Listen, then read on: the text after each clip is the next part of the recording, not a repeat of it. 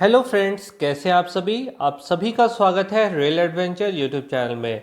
आज के इस वीडियो में मैं आपको सबसे बड़ी खुशखबरी देना चाहूँगा, जो पूरे गोड्डा वासियों के लिए, भागलपुर वासियों के लिए, दुमका वासियों के लिए बहुत बड़ी खबर है। आपको बताना चाहूँगा, गोड्डा तक रेल लाइन बहुत जल्दी चालू होने वाली है। पहले ही हसदिया से परैया हाट के बीच में पिछले साल लाइन शुरू हो चुकी थी और जो बचा हुआ कुछ किलोमीटर बाकी था उसे भी अब लगभग पूरा कर लिया गया है और आशा की जा रही है कि दिसंबर तक ये चालू हो जाएगा। और जैसे ही गोड्डा तक लाइन चालू हो जाएगी तो वहाँ से कई ट्रेनों का परिचालन किया जाएगा। तो वहाँ से कौन कौन ट्रेन चलेंगी, इसके बारे में निशिकांत दुबे ने ट्वीट करके जानकारी दी। ये जानकारी आपको इस वीडियो में मैं बताऊंगा। जैसा कि मैंने आपको बताया, दिसंबर माह से गोड्डा से ट्रेनों का परिचालन प्रारंभ हो जाएगा। इसके पहले अभी तक दुमका से परैया हाट के बीच में ट्रेनों का परिचालन हो रहा है, जो दिन में एक बार पैसेंजर ट्रेन आती थी, पर लॉकडाउन के कारण फिलहाल कोई पैसेंजर ट्रेन इस रूट पर नहीं चल रही है और उम्मीद की जा रही है कि इसी ट्रेन को फर्दर एक्सटेंड करके गोड्डा से दिसंबर से परिचालन प्रारंभ हो जाएगा। साथ ही साथ कुछ लॉन्ग डिस्टेंस की ट्रेन भी गोड्डा से चलाई जाएगी, जिसके बारे में निशिकांत दुबे जी ने कल ट्वीट करके जानकारी दी।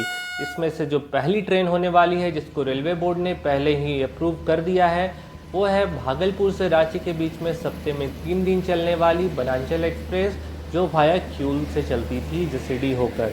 अब ये ट्रेन गोड्डा से चलेगी और गोड्डा से हसदिया, फिर हसदिया से मंधारिल होते हुए पहले भागलपुर आएगी, फिर यहाँ से जमालपुर, क्यूल, जसीडीह, धनबाद के रास्ते रांची को जाएगी, जिसके लिए रेलवे बोर्ड ने पहले ही टाइम टेबल जारी कर दी है। अब बताना चाहूँगा दूसरी ट्रेन कौन सी होने वाली है। तो दूसरी ट्रेन होने वाली है हमसफ़र एक्सप्रेस। जैसा कि आपको पता है, पहले से दुबे जी ने मधुपुर से 2 हमसफ़र आनंद विहार के बीच में चलाया हुआ है और वो बहुत अच्छे से चल रही हैं। उसी प्रकार एक हमसफ़र एक्सप्रेस जो गोड्डा से चलेगी और वाया हसदिया, मंधारिल, भागलपुर होते हुए आगे जमालपुर, क्यूल, पटना, दीनदयाल उपाध्याय, प्रयागराज, कानपुर सेंट्रल होकर आनंद विहार के बीच में चलेगी और ये ट्रेन की उम्मीद है परिचालन अगले साल जनवरी माह से प्रारंभ होगी।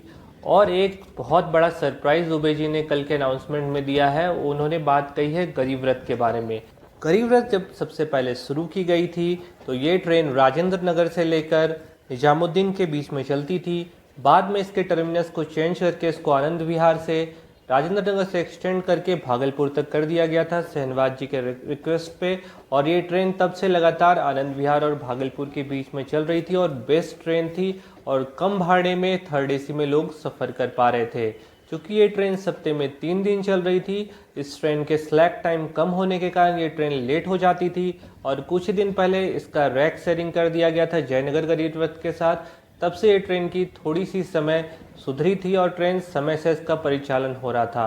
अब बताना चाहूँगा कि इस ट्रेन को गोड्डा तक एक्सटेंड करने की बात दुबे जी ने जो कही है, क्योंकि इस ट्रेन में पहले से स्लैक टाइम बिल्कुल नहीं है। ये ट्रेन लगभग 11 बजे भागलपुर पहुँचती है और वापसी में ट्रेन 1:30 बजे यहाँ से खुल जाती है। तो 2 से ढाई घंटे का ही सिर्फ समय रहता है और इतने कम समय में ना ही ये ट्रेन गोड्डा जा सकती है और गोड्डा से वापस आ सकती है। तो 2 ही सिनेरियो यहाँ पे पॉसिबल है कि इस ट्रेन की फ्रीक्वेंसी कम की जाएगी, सप्ताह में 3 दिन की जगह 2 दिन कर दिया जा सकता है, या किसी रैक को बढ़ाया जा सकता है। अगर इसका रैक को बढ़ा दिया जाता है तो फिर तो कोई परेशानी नहीं है, ट्रेन को बिल्कुल आराम से सप्ताह में 3 दिन गोड्डा और आनंद विहार के बीच में चलाया जा सकता है। नहीं तो ये ट्रेन का चलना बहुत मुश्किल होगा।